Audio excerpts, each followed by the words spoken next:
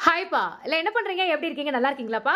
வியாழக்கிழமை காலையில தூங்கி எந்திரிச்சு வெளியில வந்ததுமே கல்பனா ஃப்ரெஷ்அப் ஆயிட்டு வந்து உட்காந்து லேப்டாப்ல எம்பிஏக்கு ஒரு அப்ளிகேஷன் அனுப்பிச்சிருக்காங்க.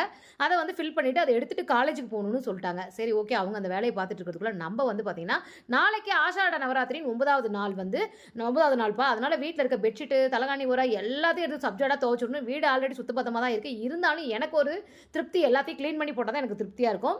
அதனால நான் வந்து வாஷிங் மிஷின்ல துணிய போட்டு நேரா போய் குளிச்சுட்டு வந்துட்டேன்ப்பா. குளிச்சுட்டு வந்து மலை மேல இருக்க முருகருக்கு எப்பவும் போல ஒரு சல்யூட்ட வச்சாச்சு.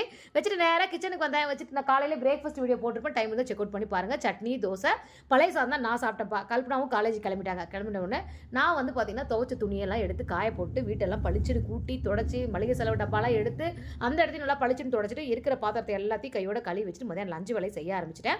நேத்து வந்து பார்த்தீங்கன்னா, ஒரு காளிப்பட்டி கந்தசாமி ஐயனோட கோயிலுக்கு போனத ஒரு லாங் வீடியோவா போட்டிருக்கோம். கீழ லிங்க் குடுக்குறேன். டைம் இருந்தா செக் அவுட் பண்ணி பாருங்கப்பா. கொஞ்சம் ஆதரவு குடுங்க. நாளைக்கு சூப்பரா தக தகன்னு பூஜை ரெடியாக போகுது. வாங்க.